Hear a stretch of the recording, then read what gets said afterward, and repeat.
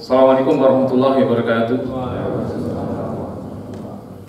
Alhamdulillah, alhamdulillahirabbil alamin, nahmaduhu wa nasta'inuhu wa nastaghfiruh wa na'udzu billahi min sururi anfusina wa min sayyiati a'malina. May yahdihillahu fala mudilla lahu wa may yudlilhu fala hadiyalah. Asyhadu an la ilaha illallah wa asyhadu anna Muhammadan abduhu wa rasuluh. Allahumma salli ala sayyidina wa maulana Muhammadin wa ala alihi wa ashabihi ajma'in, ma ba'd. Al-Mukarramun, para asatidzah wa ustadzat rahmakumullah, wabil khusus Ketua Takmir Bapak Abah Toto dan seluruh jajaran Takmir rahimakumullah, dan jamaah Masjid Mujahidin. Insyaallah semua kita dimuliakan oleh Allah Subhanahu wa taala. Allahumma amin. Yang pertama, mari kita panjatkan syukur kehadirat Allah Subhanahu wa taala yang telah memberikan kepada kita rahmat, taufik serta hidayahnya, sehingga pada kesempatan kali ini kita masih bisa menghirup segarnya udara pagi pada kesempatan kali ini, sehingga kita masih bisa menambah ibadah, menambah taqarrub kita kepada Allah Subhanahu wa taala untuk semulia-mulianya kembali kepada Allah Subhanahu wa taala nanti, karena semulia-mulianya kembali adalah dengan bekal ketakwaan. Yang kedua, semoga salam serta salat tetap dilimpahkan kepada qudwah suri tauladan kita, baginda Nabiyuna Muhammad sallallahu alaihi wasallam beserta keluarga dan sahabat-sahabatnya, ada yang memperjuangkan al-Islam hingga akhir zaman nanti, dan semoga generasi anak cucu kita termasuk yang memperjuangkan al-Islam. Allahumma amin. Sebagaimana tasakuran dari Ibu Endah Prasetyaningrum binti Supriyadi ini juga sedang tasakuran, dan semoga juga generasi-generasi berikutnya menjadi generasi solih-solihah yang bisa memperjuangkan risalah baginda Nabi Muhammad sallallahu alaihi wasallam. Makanya saya temanya tidak jauh dengan anak-anak. Meskipun sebenarnya ini materi ini untuk kita semua. Saya kira kemarin ada yang tasakuran telonan gitu istilahnya. Tak kira jamaahnya masih pengantin muda semua gitu. Ternyata malah ini cucu dari Pak Supriyadi. Memang ini generasi mbah-mbah.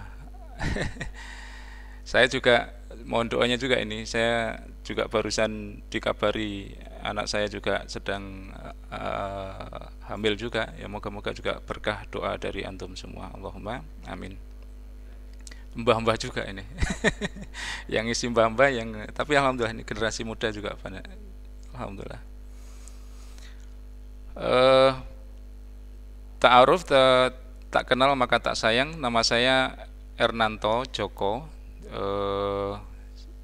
Saya kalau dilihat YouTube-nya masjid sini ada Ustadz Abdul Hadi, Ustadz saya juga di sini ada Ustadz Abu Haidar, juga Ustadz saya. Kalau tinggal saya di Ngasek, Ngasek itu Karangbesuki. Monggo pinarak kalau ke daerah Jalan Tidar.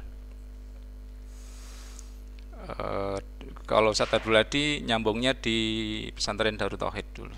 Sama-sama berkhidmat, beliau ngajar karena beliau hafid Quran. Kalau saya cuma ngajar ngajar cara menulis alif ba ta. Nah, kalau keseharian saya praktisi terapi Quran atau juga dikenal dengan praktisi ruqyah.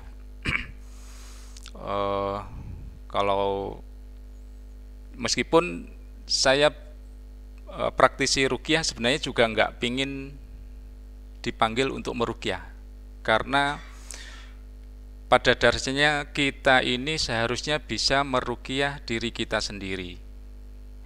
Kalau seorang kakek nenek berarti harus bisa meruqyah dirinya sendiri, dan meruqyah anak-anaknya, dan meruqyah cucu-cucunya. Itu target dari acara ini.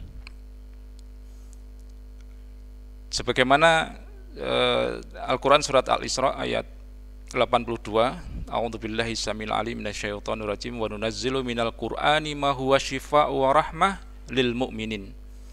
Diturunkan Al-Qur'an ma huwa syifa, dijadikan obat. Syifa di sini tanpa alif lam, sehingga obat apapun, obat jasmani maupun rohani. Warahmah, dan juga mendapatkan dampak rahmat bagi kita.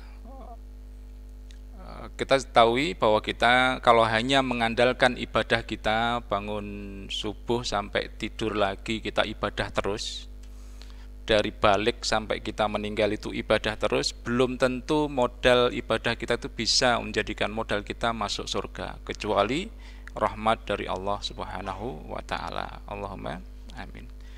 Tetapi bagi siapa? Lil mu'minin. Catatannya, Al-Quran ini menjadi sifat dan rahmat bagi orang-orang yang beriman. Nah, tugas kita sama-sama, Bapak, Ibu, dan saudaraku yang dimuliakan oleh Allah SWT, mari kita berlomba-lomba untuk menjadikan diri, keluarga kita, masyarakat, jamaah masjid untuk menjadi orang yang beriman. Untuk apa? Ya untuk bisa mendapatkan sifat dan rahmat dari Allah SWT melalui Al-Quran. Ruqyah memang bermakna suwuk kalau bahasa Jawa, jampi-jampi. Tetapi sebenarnya semua dari diri kita itu bisa meruqyah. Kenapa kita harus sama-sama bisa meruqyah? Karena setan itu ya memang musuh kita yang nyata. Kalau ada istri kita, kalau istri untuk bahasa yang enak Bapak, kalau nenek-nenek gitu kayak nanti anggotanya di sini nenek semua. Kalau istri kita itu marah-marah, tidak terkendali, bagi seorang suami adalah menyikapi bahwa sebenarnya yang marah-marah itu bukan istrinya, tetapi memang dalam kondisi terganggu oleh setan. Kalau setannya kita ruqyah, ayo eling Bu, istighfar, itu sudah ruqyah. Kalau sudah tahu, faham, dan membaca istighfar dan sadar bahwa saya adalah dikendalikan setan, maka kembalilah istri kita. Dan sebaliknya, kalau suaminya yang marah-marah, diingatkan, diistighfar, dan diminta untuk baca Al-Fatihah dan sebagainya, insya Allah juga akan terobati syifa warahmah, dan itu akan kembali, karena musuh kita bukan istri, bukan suami, bukan anak, tetapi setan. Banyak praktisi peruqyah di Malang ini, kalau kumpul rata-rata sebab dari permasalahan yang harus diruqyah, kalau harus diruqyah itu banyak nggih, karena sakit, tahu-tahu sakit, karena tahu-tahu maaf mungkin kesurupan, tahu-tahu mungkin rumahnya banyak hantunya, atau tokonya nggak laris, atau warungnya nasinya busuk dan sebagainya. Itu dari mana? Ya karena memang biasanya kesalahan dari mereka sendiri. Meskipun memang ada mungkin karena memang disengaja disihir, dipelet oleh orang lain atau dukun dan sebagainya, tetapi titik utamanya adalah ada beberapa hal yang punya titik kelemahan di kita. Ada 4 hal, nanti saya lanjutkan di akhir slide. Bahwa kita memang ada pintu-pintu lebar, kalau kita itu mudah digoda oleh setan, itu ada 4 hal. Ya karena marah, ya karena kosong, ya karena hawa nafsu, dan karena rasa takut. Itu 4 hal itu yang paling dihadapi oleh para peruqyah. Dan yang paling top trending topiknya adalah amarah. Sehingga pantas kalau baginda Nabi Muhammad SAW mengingatkan bahwa memang la taqdhab, faraddada miraran la taqdhab. Tapi kalau dilihat dari penampilannya bapak-bapak, ibu-ibu di sini kayak tipe-tipe sabar kayaknya gitu. Allahumma amin. Karena bapak-bapaknya gemuk-gemuk ini, jadi jadi anu kayak gak nate diseneni karo nyonyae kayak. Alhamdulillah.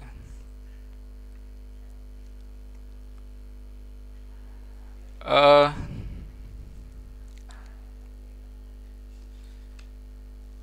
yang harus kita sepakati, Bapak Ibu dan saudaraku yang dimuliakan oleh Allah SWT, Allah sudah menciptakan kita adalah menjadi makhluk yang paling sempurna.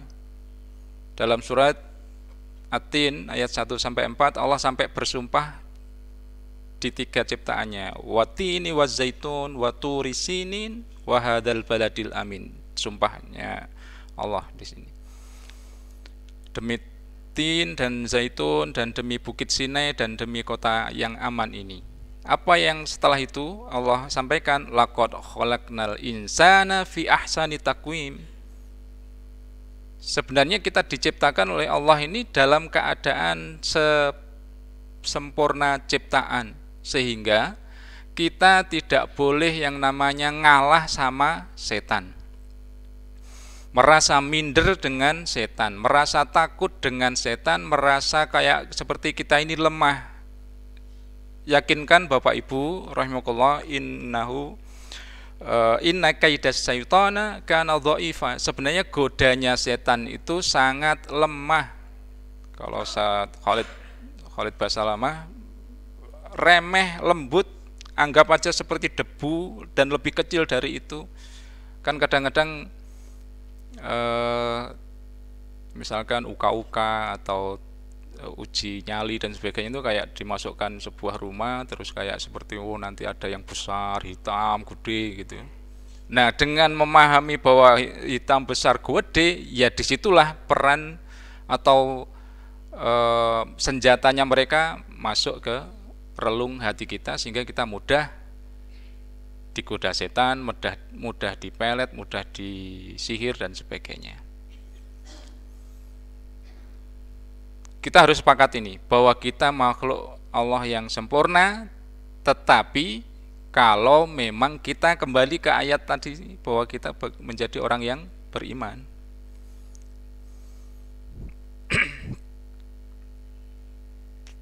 Dan ini cukup beriringan dengan ada 3 bulanan, ada kalau di daerah lain ada 4 bulanan. Pada prinsipnya ini dalam rangka kita mendidik anak kita supaya bersyukur kepada Allah meskipun dalam kondisi masih dalam kandungan. Karena dalam kandungan, Bapak Ibu rahimakumullah, Rasulullah SAW dalam satu hadis sahihnya bersabda, inna ahadakum yujma'u khalquhu fi batni ummi arba'ina yauman nutfah thumma yakunu alaqatan mithla dhalik thumma yakunu mudghatan mithla dhalik thumma yursalu ilaihil malak wa yanfukhu fi ruh wa yu'maru bi arba'i kalimat bikatbin rizqih wa ajalih wa amalih wa syakiyun au sa'id. Sesungguhnya salah seorang di antara kalian dipadukan bentuk ciptaannya dalam perut ibunya selama 40 hari dalam bentuk mani, lalu menjadi segumpal darah. Selama itu pula, selama 40 hari. Lalu menjadi segumpal daging selama itu pula, tadi 40 hari pertama ya. Lalu menjadi segumpal daging selama 40 hari juga. Kemudian berarti 3 kali saat menjadi mani 40 hari, selama menjadi segumpal daging juga 40 hari. Kemudian Allah mengutus malaikat untuk meniupkan ruh pada janin tersebut, lalu ditetapkan baginya 4 hal: rizkinya, ajalnya, perbuatannya, serta kesengsaraan dan kebahagiaannya. Hadis riwayat Bukhari dan Muslim. Kita sudah enggak waktunya untuk membahas khilafiyah, ini telonan itu ono dalilnya apa enggak. Ya sebenarnya bisa jadi ini dipakai dalilnya kalau masalah adat itu selama memang dipakai untuk kebaikan atau cara menjalankannya adalah kebaikan, ya berarti itu bagian dari ibadah.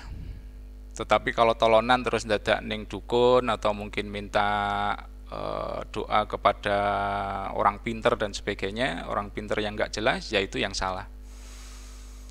Tetapi kalau mensyukuri nikmat itu sebenarnya umat Islam seharusnya sebanyak-banyaknya dalam tasyakur.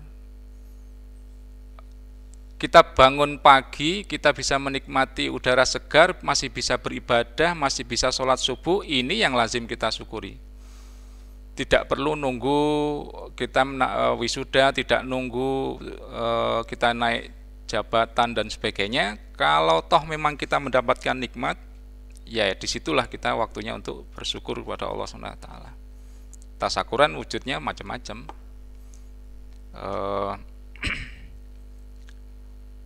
Tahadus binikmah, menyampaikan, tetapi kalau menyampaikan kenikmatan kan kadang-kadang di tasyakurane, misalkan di berkate dan sebagainya, di makanannya, yaitu amaliyah yang banyak yang disunahkan. Ya kita bukan Mary atau tetap yang di ibu-ibu atau masyarakat di Bali itu kan apapun jadi diselamati gitu ya. Kucing mati selamatan, kucing mana ya selamatan, pokoknya apapun itu diselamati. Ya seharusnya kita apapun, maksudnya alhamdulillah bangun, kita sedekah kepada seorang, kita dapat nilai baik, banyak kenikmat yang kita dapatkan itu dengan tasyakuran. Kita perbanyak kesempatan bertasyakur kepada Allah SWT. Nah, dari catatan ini, Bapak, Ibu, dan saudaraku yang dimuliakan oleh Allah SWT, berarti mendidik anak itu bukan hanya saat kita punya anak TK saja. Ini usia TK waktunya disekolahkan. Usia 7 tahun waktunya disekolahkan SD.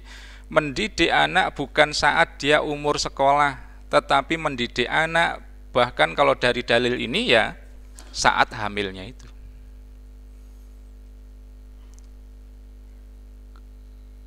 Dan Rasulullah banyak memberikan contoh kalau ada wanita solihah kok pingin menikah, maka juga disarankan untuk memilih orang yang atau suami yang solih, calon suami yang solih. Di sini juga mendidik bahwa mendidik anak, mengajari kita bahwa mendidik anak itu bukan hanya saat anak kita usia sekolah, tetapi saat hamil, saat menikah, atau bahkan sebelum menikah. Bahkan ada yang ekstrim, banyak dari para ibunya para tokoh dunia itu rata-rata dia mempersiapkan kehamilannya itu saat dia belum menikah. Dia makan makanan yang sehat, asupan yang sehat, sehingga kalau nanti dia menikah itu sel telurnya itu sel telur yang sehat. Kalau dibuahi dengan seorang laki-laki yang subur, sehat, maka juga disitulah nanti akan menjadi generasi yang kuat secara jasmani dan kuat secara rohani. Nah, di situ Bapak Ibu yang dirahmati Allah SWT, kita siapkan bagi yang sudah punya putra putri, maka ya cara mencari calon menantu ya mencari yang solih dan solihah. Semoga dari putra putrinya jamaah Masjid Mujahidin ini dianugerahi menantu yang solih solihah. Allahumma amin. Ada yang sudah punya cucu 10 Ibu? Berarti insya Allah nanti semakin banyak cucu, semakin umat Islam ini semakin kuat dan semakin bisa memberikan warna kepada bangsa ini. Selanjutnya, Aisyah juga menceritakan Dakhala Nabi sallallahu alaihi wasallam fasami'a sauta sabiyyi yabki faqal ma li sabbikum li sabiyyikum hada yabki fahallan istarqaitum lahu minal ain. Suatu ketika Nabi Muhammad sallallahu alaihi wasallam masuk ke rumahku, tiba-tiba Nabi sallallahu alaihi wasallam mendengar jeritan bayi nangis. Kemudian beliau bersabda, "Kenapa bayi ini menangis terus? Mengapa kalian tidak segera meruqyahnya untuk mengobatinya dari penyakit ain?" Bapak Ibu yang dihormati Allah SWT, yang pertama dari dalil ini, kita diminta untuk menjadi peruqyah bagi keluarga kita masing-masing. Yang kedua, sakit atau ujian dalam hal yang harus diruqyah itu bukan karena godaan setan saja, tetapi juga ain. Ain itu nek tiang Jawi bisa jadi sebenarnya ya sawanen. Sawanen itu sebenarnya juga ain. Kita mbah-mbah yang harus siap waspada kepada anak cucu kita, ya harus siap nyuwuk sawanen. Bagaimana caranya? Ya dengan Al-Quran. Apa yang harus dihafal? Aku hafalin Al-Fatihah. Ya bismillah, Al-Fatihah itu pun yang dijadikan ayat ruqyah yang utama. Sehingga tidak ada yang namanya, oh saya nggak bisa ngeruqyah, saya perlu mengundang ustadz, nggak iso nyuwuk, ya bismillah. Utinya, akongnya, ibunya, bapaknya sendiri yang bisa meruqyah anak cucunya. Itu yang lazim. Yang berikutnya, yang ketiga yang kita ambil hikmah dari hadis ini, Bapak Ibu yang dirahmati Allah SWT, tugas kita ini adalah yang mendidik anak kita. Karena anak kita tidak bisa melindungi dirinya sendiri. Itu yang lazim kita. Karena tantangan yang sekarang ini sangat berat. Ini saya ambil dari panduan PAUD ya. Ini maksudnya resmi. Apa yang diajarkan oleh Bapak Ibu guru yang di taman kanak-kanak atau PAUD, pendidikan usia dini 0 sampai 6 tahun, karena 0 sampai 6 tahun ini adalah golden age, umur emas. Jangan sampai umur 0 sampai 6 tahun itu menjadi trauma tersendiri bagi anak kita. Kalau zaman dulu ada istilah anak kecil kurang bahagia. Nah itu di umur 0 sampai 6 tahun ini. Kalau 0 sampai 6 tahun ini asupan dari ilmu pengetahuan atau yang diberikan pendidikan yang diberikan oleh orang tua kepada anaknya itu maksimal, maka tujuannya dari yang pendidikan nasional di sini. Kompetensi inti yaitu sikap spiritual, sikap sosial, pengetahuan dan keterampilan. Ini yang termaktub di ilmu PAUD. 4 hal ini sebenarnya ya tidak jauh dari maqasid syariah. Maqasid syariah itu kan hifdzuddin. Kita kalau kaidah fikihnya tasarruful imam an ra'iyatihi manutun bil maslahah. Seorang pemimpin itu berarti kulukum ra'in wa kulukum mas'ulun an ra'iyatih. Kita ini semua pemimpin. Kita dianggap kontribusi terhadap kepemimpinan kita itu apa? Ukurannya ya maslahah yang kita berikan kepada rakyat kita. Kalau orang Jawa kan menganggap istri itu kan rakyat. Berarti yang kita pimpin gitu. Yang kita menjadikan tanggung jawab istri, atau bagi istri pun juga sama, rakyat Kulo Tenggriyo, itu bagian dari yang memang tanggung jawab kita. Apa yang harus kita berikan ini? atau maqasid syariah, hifdzuddin menjaga agamanya, hifdzun nafs menjaga jiwa kemanusiaannya, hifdzul nasal menjaga keturunan, hifdzul akal menjaga pengetahuan, ide dan sebagainya. Yang kelima adalah hifdzul mal. Dan disinilah dari 5 maqasid syariah itu, 5 hal yang utama yang lazim dikerjakan oleh seorang pemimpin, baik pemimpin keluarga, di RT, takmir, masjid, maupun kelurahan, maupun kota, gubernur, sampai presiden. Itu kalau menjalankan atau mengamankan 5 hal itu, ya insya Allah tanggung jawabnya selesai. Sebagian para cendekiawan muslim malah menerjemahkan Pancasila itu ya sebenarnya maqasid syariah. Menjaga spiritualnya di sila pertama, menjaga nilai kemanusiaannya di sila kedua, menjaga keturunan itu juga di sila ketiga, menjaga akal, ide, gagasan, musyawarah itu di sila keempat, hifdzul mal, bagaimana kita menjadikan kontribusi kita kepada diri, keluarga, dan masyarakat itu, apa yang kita punya, itu di sila kelima. Nah, itu baik dasar negara kita maupun dasar pendidikan PAUD.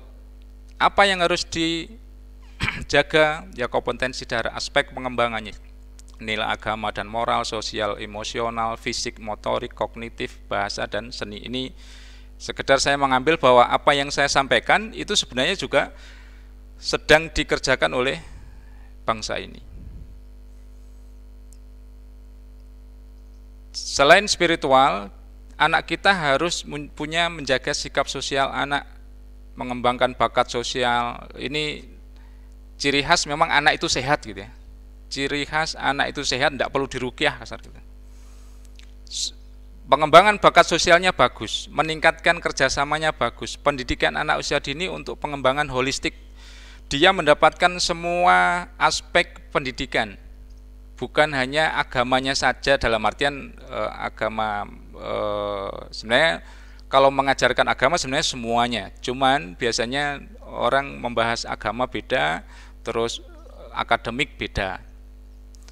Ya akademiknya bagus, spiritualnya bagus, akhlaknya bagus, itu anak yang memang ciri yang ya ini sehat gitu.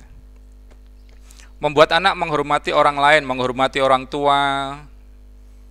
Kita sebagai kakek neneknya anak ini kok hormat ya, itu bagian dari anak yang sehat jasmani rohani. Meningkatkan kemampuan bekerja dalam tim. Oh kok karo dulur-dulure, karo ponaan-ponaan, karo misan-misane kok akrab ya. Ini juga termasuk. Kok misalkan dia menyendiri, misalkan kumpul waktu hari raya kok dia menyendiri di pojok, itu yang lazim kita harus waspada. Oh ini putuku iki rada perlu disuwuki misalkan. Perlu tapi ya tidak langsung. Pada prinsipnya ada semua kendala itu mesti harus ada komunikasi. Tidak langsung disuwuk, harus ada komunikasi, karena semua kendala pasti ada sebabnya. Nah sebabnya itu yang kita cari. Kalau saya dipanggil untuk meruqyah, saya tidak langsung nyuwuk, tetapi ya apa Bapak Ibu yang kendala-kendala yang di rumah ini, ada kendala dengan orang tua, ada kendala dengan istri, suami, ada kendala dengan anak. Ternyata kalau ada, ya itu yang saya harus selesaikan. Kalau misalkan kendala karena salah paham, berarti salah pahamnya diluruskan. Setelah itu saling minta maaf, selesai. Biasanya. Bahkan tidak perlu saya membaca ruqyah, dia sudah sembuh dengan sendirinya. Meningkatkan konsentrasi, menerapkan sifat penyabar pada anak pendidikan anak usia dini untuk pengembangan otak. Nah, jangan sampai anak kita trauma, karena trauma dalam diri anak itu juga berbahaya pada masa usia dini tadi itu. 0 sampai 6 itu jangan sampai mereka ada istilahnya inner child kalau sekarang. Mengajari anak untuk menghargai perbedaan. Nah, inner child, masa kecil yang terbawa dewasa, ini juga bahaya. Maaf, sering kita istilahnya pasien ruqyah gitu banyak permasalahan karena masa kecilnya tidak pernah dianggap salah, itu kadang juga berbahaya. Apalagi ada yang menantunya serumah kan banyak ini Bapak Ibu ini. Biasanya antara ibu dengan anaknya itu lebih sayang neneknya, itu kadang gitu kan. Nanti saya selesai jam 5:30. Oh, ini sudah selesai ini.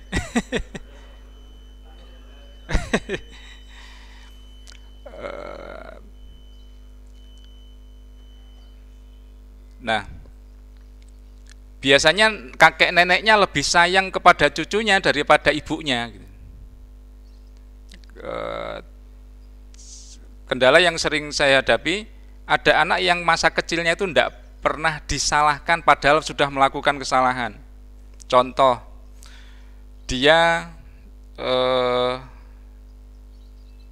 melakukan kesalahan saat masih kecil. Banyak ya, misalkan toilet trainingnya, pipisnya dan sebagainya sudah diajari tetapi masih salah gitu. Sama ibunya dimarahi. Tetapi sama kakek neneknya, jangan. Atau malah setelah dia nangis terus lari ke kakek neneknya, ibumu ancene nakal misalkan gitu. Maka dia merasa ada yang bela, sehingga dia merasa tidak salah dari hal yang dia lakukan tadi itu. Sebaliknya juga nanti juga kakek neneknya ngajari tentang adab dan sebagainya, terus orang tuanya atau bapak ibunya setelah itu punya perbedaan sehingga tidak pernah salah. Atau sama orang tua antara ibu dan anak gitu. Anaknya salah, ibunya membela, bapaknya marahi, atau ibunya yang marahi, bapaknya yang membela. Berarti anak ini tidak pernah salah. Apa akibatnya? Saat dia ketemu di sekolahan yang cukup banyak karakter-karakter, saat masuk dunia kerja dia salah dihukum oleh direkturnya, atau saat sekolah dia dihukum oleh kakak kelasnya atau gurunya, dia langsung drop, dia langsung stres karena di rumah tidak pernah diajarkan tentang menyikapi kesalahannya dirinya sendiri. Itu yang berbahaya. Nah, ini namanya inner child, sehingga akan terbawa dia sudah besar pun masih PR. Banyak yang kehilangan orang yang disayangi, pelecehan seksual, KDRT, itu adalah inner child. Pengaruhnya nanti menyalahkan diri sendiri, menyakiti diri sendiri, seringkali melakukan kekerasan. Nah, ini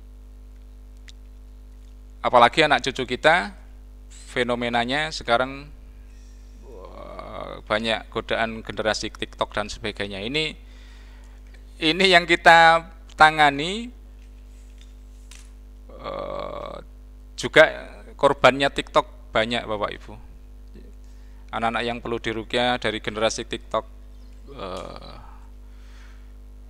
dia sibuk dengan dunianya sendiri. Itu juga dia menjadi antisosial. Dia nggak kenal temennya. Kalau toh memang apalagi Mobile Legend ini, waduh, ya ini lagi-lagi bahwa ini tantangan generasi anak cucu kita. Belum masalah pornografi, 67% sudah terpapar anak-anak kita. Dari mana? Dari buku, internet, permainan, film, TV. Tapi yang perlu saya garis bawahi bahwa kondisi ini yang melatari anak tertarik untuk lari ke masalah pornografi atau lebih parah dari itu, narkoba dan sebagainya. Itu dari mana? Ya dari bosan, kesepian, marah, tertekan, lelah. Dari mana asal sumber bosan, kesepian, marah, tertekan, dan lelah ini? Keluarga. Mari Bapak Ibu dan saudaraku yang dimuliakan oleh Allah SWT, ciptakan keluarga kita ini keluarga, atau memang kalimat yang paling sederhana adalah baiti jannati, rumahku surgaku. Selama mereka di luar, di sekolahan, di pekerjaannya dan sebagainya mendapatkan tantangan, kita buat rumah ini adalah rumah solusi. Paling nyaman, tempat yang paling nyaman di seluruh dunia gitu. Itu bagaimana kita ciptakan di rumah. Dari mana? Ya bagaimana tidak bosan, bagaimana tidak kesepian. Jangan sampai anak kita itu marah karena tidak tahu sebabnya. Jangan sampai tertekan, lelah. Kata kuncinya adalah komunikasi. Nah ini terus kalau kita teruskan ya bisa kena gangguan jin, karena pintunya ya ini. Amarah, takut, kosong, hawa nafsu. Nah ini jangan sampai kena di anak cucu kita atau bahkan diri kita. Terus terang juga pasien kita juga ada yang mbah-mbah, ada yang kenapa? Yang rata-rata, maaf, post power syndrome lumayan banyak. Sebelumnya pejabat, sebelumnya kan amarah itu. Takut ini saya mau nggak jadi pejabat lagi gimana, terus mikir kosong, ngelamun. Wah ini juga bisa kesantet, bisa biasanya mencari kambing hitam. Oh ini gini nih saya disantet ini, padahal juga kelemahannya dia sendiri. Dalam awalnya adalah amarah. Atau sesuatu yang seharusnya dia dapatkan, yang sering ini kakek nenek yang sering kita temui dalam hal permasalahan ruqyah, target kepada anaknya itu tinggi. Anak saya harus begini, kuliahnya harus begini, kerjanya seharusnya begini, tinggalnya harus di sini, bahkan rumahnya modelnya harus begini, kadang gitu. Saking sugih katakan gitu. Tapi anaknya nggak nurut, terus jadi beban di pikirannya. Aku wis ngajari ket cilik atau kecilik tak gede nih, gede kok ramanut aku gitu. Itu udah kepikiran. Dengan kepikiran jadi 4 hal ini, amarah, takut, kosong, waduh kepikiran. Padahal Bapak Ibu yang dirahmati Allah SWT, kita kalau memberikan nasihat kepada anak cucu kita, itu adalah sebuah kewajiban. Itu syariat kita untuk menyampaikan, tetapi masalah hasil adalah haknya Allah Subhanahu wa Ta'ala, karena hidayah itu adalah milik Allah, bukan wewenang kita. Oh tak kewandani jadi anak sing kudu sholat dan seterusnya. Tetapi karena memang belum dapat hidayah, kita memang menunaikan kewajiban tawasau bil haq. Tetapi masalah hidayah adalah Allah. Jadi ketauhidannya itu perlu ditingkatkan bagi kita-kita ini, usia kakek nenek semacam ini. Dan apapun yang sudah kita beri kepada anak, kita didik kepada anak, ikhlaskan, bismillah, itu bagian dari kewajiban kita. Tidak harus kita cari balasan, itu yang kue kudu ngene dan sebagainya. Itu dalil kita Bapak Ibu, dalil kita. Tapi dalil kita sebagai sebagai anaknya orang tua, dalil kita ini menempatkan dalil ya. Dalil kita berbakti kepada orang tua adalah dalil kita sebagai anak. Tetapi dalil kita mengikhlaskan apa yang kita berikan kepada anak itu dalil orang tua. Jadi harus kita bisa menempatkan dalil. Bukan kalau misalkan kita punya orang tua terus menuntut hak orang tua, karena yang penting kita maksimalkan kita menjadi anak berbakti, sudah. Nah ini 4 hal ini yang lazim kita harus jauhi. Amarah itu bukan hanya sekedar teriak kayak yang di tengah ini, tetapi juga yang nyepi, depil, delik dan sebagainya, atau berdedek, ekspresif maupun berdedek. Itu malah lebih bahaya sebenarnya yang mendedek, yang dalam mendedek itu apa ya? Mau wangkel pol. Tetapi mau ekspresif nggak berani, itu juga berbahaya. Nanti silahkan kalau memang perlu ditanyakan, monggo. Ini silahkan nanti saya forward ke Pak Catur nih. Saya singkat aja. Fisik, kalau kendala fisik biasanya ya pusing, nyeri dada, sakit pada perut, gangguan pusing terus, itu juga bisa. Tetapi ini hanya salah satu ya, bukan kalau pusing terus sampai kejinan, bukan. Hanya tetap mesti harus komunikasi, harus secara maksimal.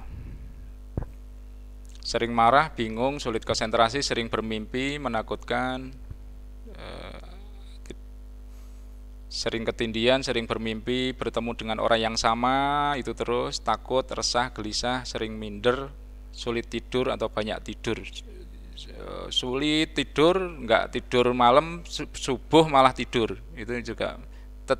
Atau bahkan banyak tidur gitu, mager, malas beraktivitas dalam kebaikan,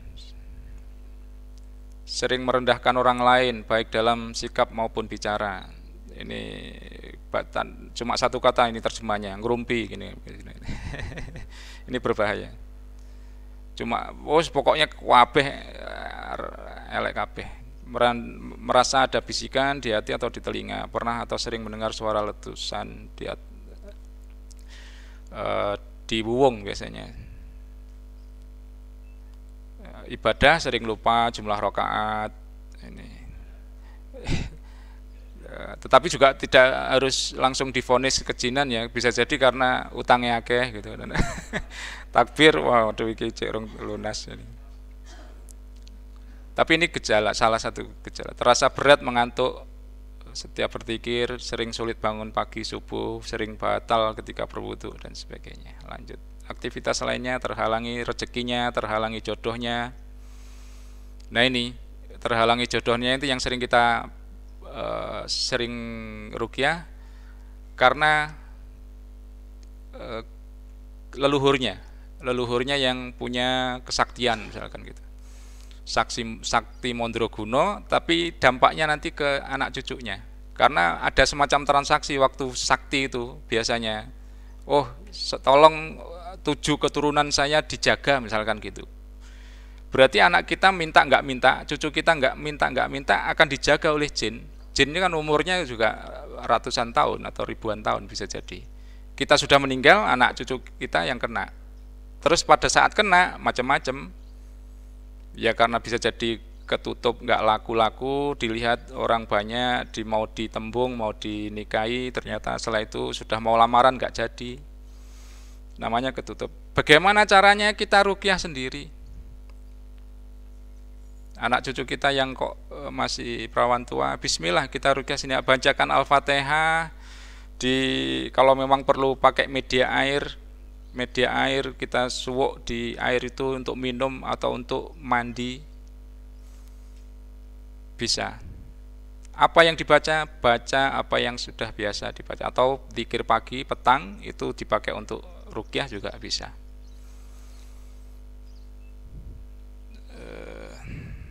Nah, solusinya apa? Perbaiki kita pola akidah, pola ibadah dan pola muamalah. Silahkan kita maksimalkan pola akidah kita, tauhid kita ibadah ini untuk Allah, bukan untuk menyerang setan.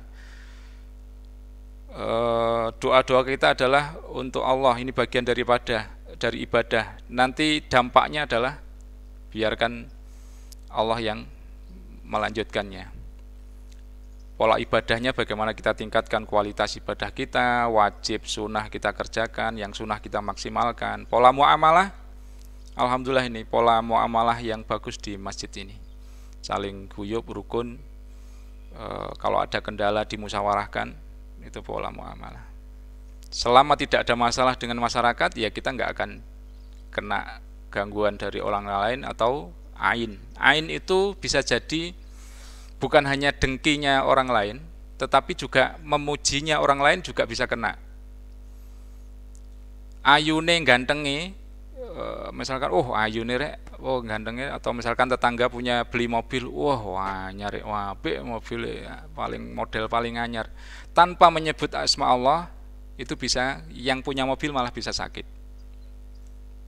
Kata Rasulullah, banyak juga ya sepertiga yang di kuburan itu adalah ya karena ain. Bagaimana untuk mencegahnya? Ya kalau toh kita memuji orang, anak cucu kita, waduh ayune gantenge, misalkan tuh kita harus ada kalimat Allahnya, alhamdulillah, misalkan alhamdulillah ayune gantenge putuku, misalkan. Kalau enggak bisa kena ain, bisa langsung panas, bisa nangis cenger dan sebagainya. Itu ain. Jadi jadi kalau kita sakit dan sebagainya juga nggak boleh langsung suudzon sama orang lain, karena bisa jadi ada yang gumun, ada yang takjub dengan kita, dengan kemuliaan kita, tetapi lupa menyebut asma Allah.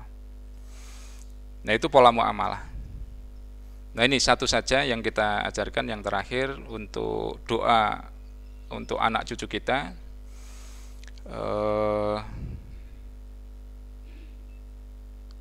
Doa ini ma'ruf, dan untuk nenek, kakek lazim bisa baca ini. Kalau untuk laki-laki u'iduka, kalau cucunya laki-laki yang kita hadapi laki-laki u'iduka, tetapi kalau untuk perempuan u'iduki. Ini untuk ruqyah umum sebenarnya. Atau supaya kita sama, biasanya Ustaz Abu Haidar itu mendiktekan. Kita baca bersama-sama, tirukan. Bismillahirrahmanirrahim. U'iduka bikalimatillahi tammah min kulli syaitani wa hammah wa min kulli ainil lammah. Itu untuk yang laki-laki, tetapi kalau untuk cucu perempuan u'iduki, kita ulangi, u'iduki bikalimatillahi tammah min kulli syaitanin wa hammah wa min kulli ainil lammah. Ini kalau untuk orang lain, tapi kalau untuk diri kita a'udzu bikalimatillahi tammah. Jadi itu a'udzu, itu silakan ini di taib. Wallahu a'lam bissawab. Ada tanya jawab atau langsung? Mungkin kalau ada yang tanya, nggih. Ada tanya jawab. Enggak, saya anukan ke ibu-ibu dulu. Ke ibu-ibu dulu. Mungkin maksimum 2 aja, ibu-ibu dulu mungkin. Monggo ibu-ibu.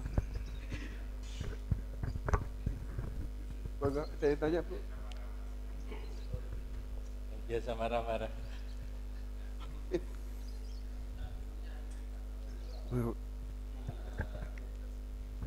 Assalamualaikum warahmatullahi wabarakatuh. Waalaikumsalam warahmatullahi wabarakatuh. Nggih. Nama saya Nyonya Najib, Ustadz. Nggih. Yang ingin saya tanyakan, doa tadi itu kalau nggak salah biasanya dibaca saat ada bayi lahir. Oh nggih, saged. Nggih. Apa betul? Mohon penjelasan. Terima kasih. Assalamualaikum warahmatullahi wabarakatuh. Waalaikumsalam warahmatullahi wabarakatuh. Alhamdulillah, ini memperjelas kalau bayi lahir, selain yang disunahkan adalah adzan, memang doa ini yang paling pas untuk anak cucu kita. Kalau adzan itu biasanya ya bapaknya gitu ya, atau kalau bapaknya belum datang ya berarti kakeknya gitu. Tetapi kalau toh memang doa ini semuanya bisa, maksudnya semua bisa dilakukan oleh ibunya, kakeknya, neneknya, atau siapa yang hadir, ini bisa dibacakan dan memang bisa. Atau ini doa andalan kakeknya kalau putu-putunya teko gitu ya, misalkan Rioyo misalkan datang itu u'iduki bi kalimatillahi tammati min kulli syaitani wa hammah wa min kulli ainil lamah, misalkan sambil dipegang ubun-ubunnya, ini istilahnya kakeknya sudah menjadi peruqyah bagi anak cucunya. Insya Allah itu akan dijaga anak kita, cucu kita oleh Allah SWT dari godaan setan, binatang pengganggu, entah yang beracun dan sebagainya, dan ainul lamah, entah sawan, entah sihir, entah pelet dan sebagainya. Bagus, nggih, betul kalau memang ini doa untuk anak yang baru lahir, meskipun juga sampai besar. Besar-besarnya kita ini kan juga masih anaknya orang tua kita. Orang tua kita masih mendoakan ini juga masih bisa. Jadi anak kita itu kok sudah bapak-bapak, ya kita doakan seperti ini juga bisa. Wallahu a'lam bishawab. Monggo, mungkin ada yang lain. Yang kedua mungkin bapak-bapak selain Pak Najib, karena sama. yang tanya tadi Bu Najib. Monggo bapak-bapak. Ibu-ibu masih ada katanya. Ibu masih ada? Oke. Oh iya. Monggo langsung.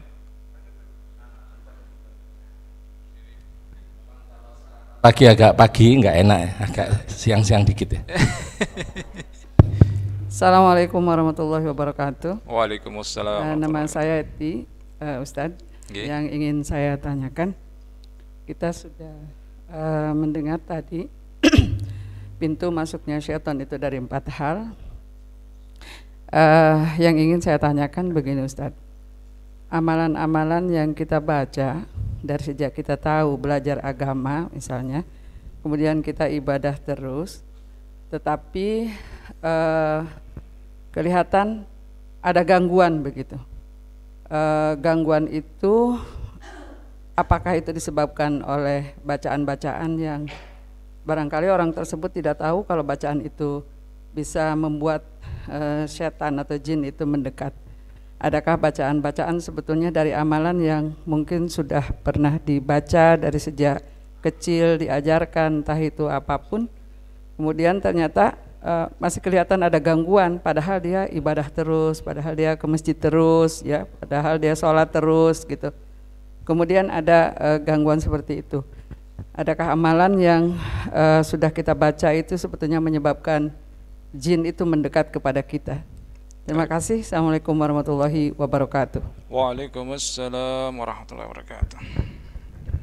Nggih. Alhamdulillah.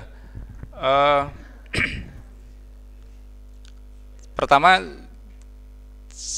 saya beritahu bahwa 4 hal tadi itu adalah trending topik ya. Trending 4 besar kendala orang yang lazim harus diruqyah. Marah, kosong, itu pun yang paling banyak 2 itu. Lebih banyak lagi adalah takut dan hawa nafsu. Dan selainnya banyak. Salah satunya memang mengamalkan ibadah. Makanya pola ibadah yang tidak sesuai dengan tuntunan. Tapi ini memang perlu kita hati-hati bahwa selama memang masih ada dalilnya silahkan itu dilakukan. Yang jelas biasanya amalan yang biasanya malah membawa bencana bagi keluarga kita, itu amalan yang biasanya kita nyimpan. Maaf, saya bilang bahwa ini yang dari dukun ya, biasanya ada lafat-lafat yang dicampur-campur. Lafat-lafat yang dicampur-campur, dicampur itu ya Arabnya ada, Jawanya ada,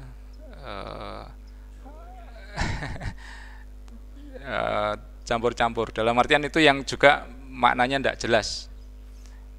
Paling aman adalah dikonsultasikan kepada Ustadz Kiai kalau untuk masalah amaliyah ibadah.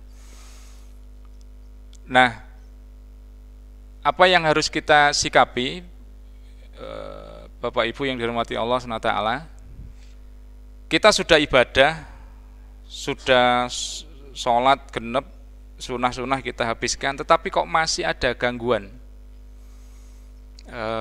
bahkan terasa misalkan sampai terasa gejala-gejala seperti tadi. Kita ketahui Bapak Ibu yang dirahmati Allah SWT, bahwa gangguan jin ini diderita bukan hanya orang yang jauh dari agama, yang dekat dengan ibadah-ibadah, bahkan itu yang setan tetap getol untuk menggoda supaya tidak beribadah. Bahkan Rasulullah pun kan juga pernah kena sihir juga ya. Meskipun pemahaman kita bahwa memang itu bagian dari memang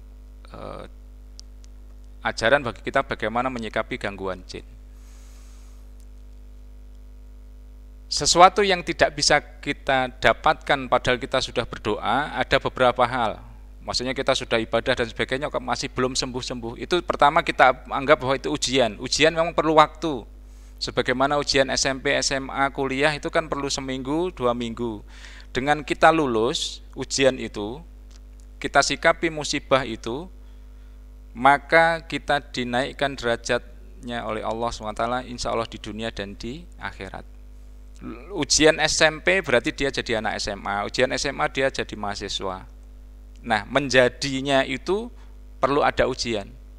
Semakin berat, semakin tinggi keimanan seseorang, maka di situ juga ujiannya semakin berat. Tetapi insya Allah akan berikan ujian kepada kita sesuai dengan kemampuan kita. Itu bagian dari doa-doa kita. Kita sikapi bagaimana kalau sesuatu yang ternyata kok belum dapat juga. Yang pertama, insya Allah fahami bahwa Allah menunda kenikmatan itu.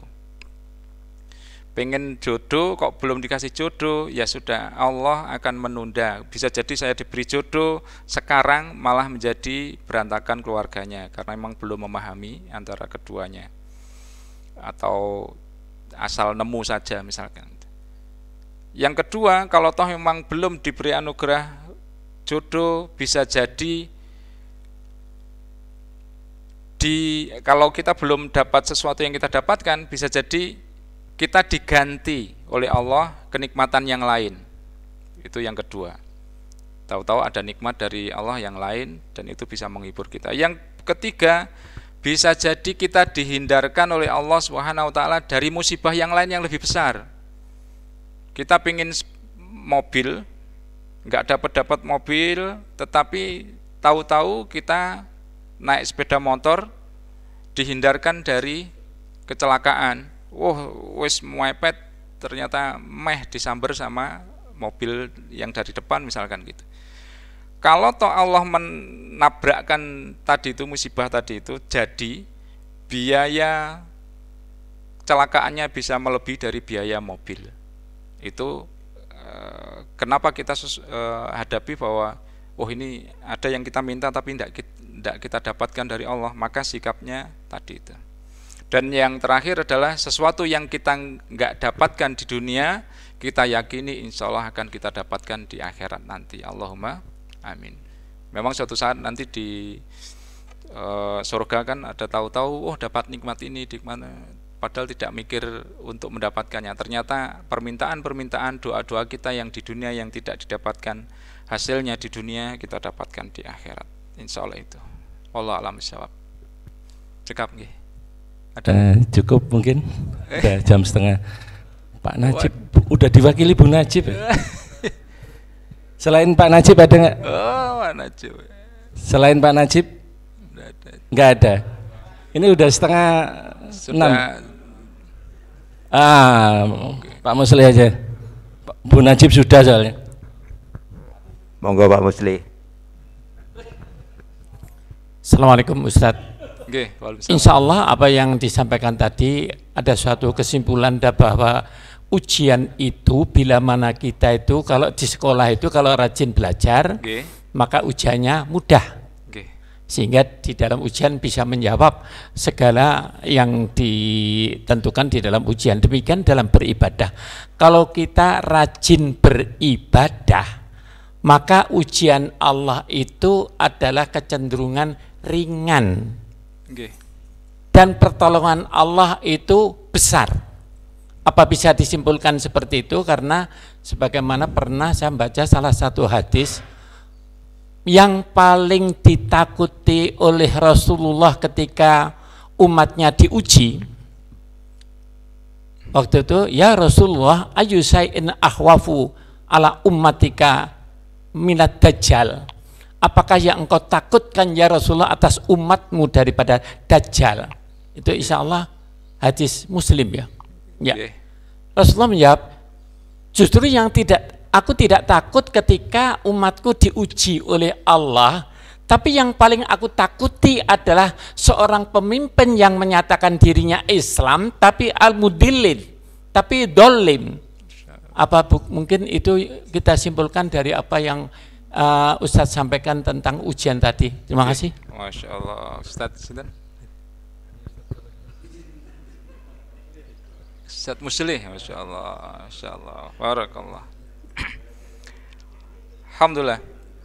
Semakin menegaskan Bapak Ibu yang dihormati Allah SWT, atau mungkin nanti dari status hukum Pak Tulus nanti nyampaikan. Karena hubungannya dengan pemimpin-pemimpin tadi ini. Pemimpin yang zalim. Hikmahnya memang kalau toh ada satu doa saja yang diberikan kesempatan pada kita, yang kita doakan adalah kita mendapatkan pemimpin yang baik, pemimpin yang solih. Nah, sepakat Ustadz Muslih, ini kita dengan ibadah kita ini memang salah satu cara bahwa kita akan mendapatkan kenikmatan kita di masa kehidupan berikutnya. Inna akramakum indallahi atqakum. Makhluk Allah yang di sisi Allah yang terbaik ya memang yang orang yang paling bertakwa. Yang bertakwa nanti juga akan dimudahkan rezekinya, dari berapa sisi yang tidak disangka-sangka. Memang kalau posisi kita tadi itu yang pertama, wa nunazzulu minal qur'ani ma huwa syifa wa rahmah lil mu'minin, apalagi iman takwa, insya Allah kita dimudahkan oleh Allah SWT dalam menghadapi ujian-ujian kehidupan. Siapa yang berhasil? Tadi itu, orang yang bertakwa, orang yang beribadah maksimal dan sebagainya. Sehebat apapun, sebesar apapun ujian, bagi orang yang bertakwa adalah yang lebih besar adalah Allah Maha Besar dalam pertolongannya. Sehingga tadi itu kembalinya bahwa obatnya adalah tauhid, obatnya adalah beribadah kepada Allah SWT semaksimal mungkin. Kita setelah itu tawakal kepada Allah.